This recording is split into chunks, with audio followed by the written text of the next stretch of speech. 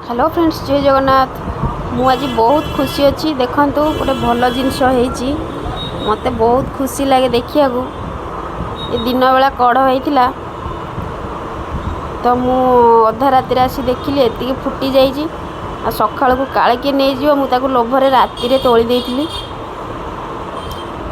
किंतु मो वीडियो को कहीं सब्सक्राइब लाइक फॉलो करून मत भारी दुख लगुच।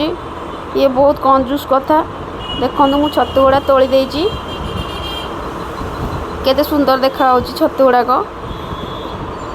तोलिकी मु रखीदेवी ताकू तोलिकी रखीदेची। मते तो बहुत भल लगे छतु तोलिया। तुमको भल लगे कि नहीं प्लीज कमेंट कर दियो और सब्सक्राइब गोटे कर दियो।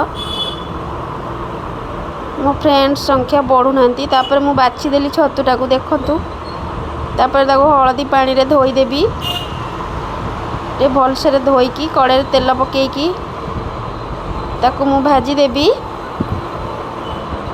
ता देहरे हल्का हलदी आ लुण देकी ताकू भाजी नेबी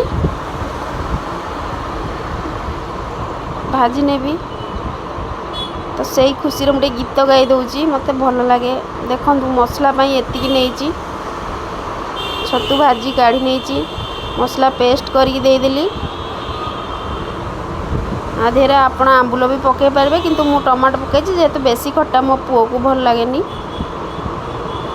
आ कलर तो मु बिल्कुल भी दिएनी। मसला फुटीगला कषिकी तापर रखि छतुटा को पकईदेली आलू गोटे सिझे रखी। देखो केते सुंदर मो पुओ पखाल सांगे खाऊची।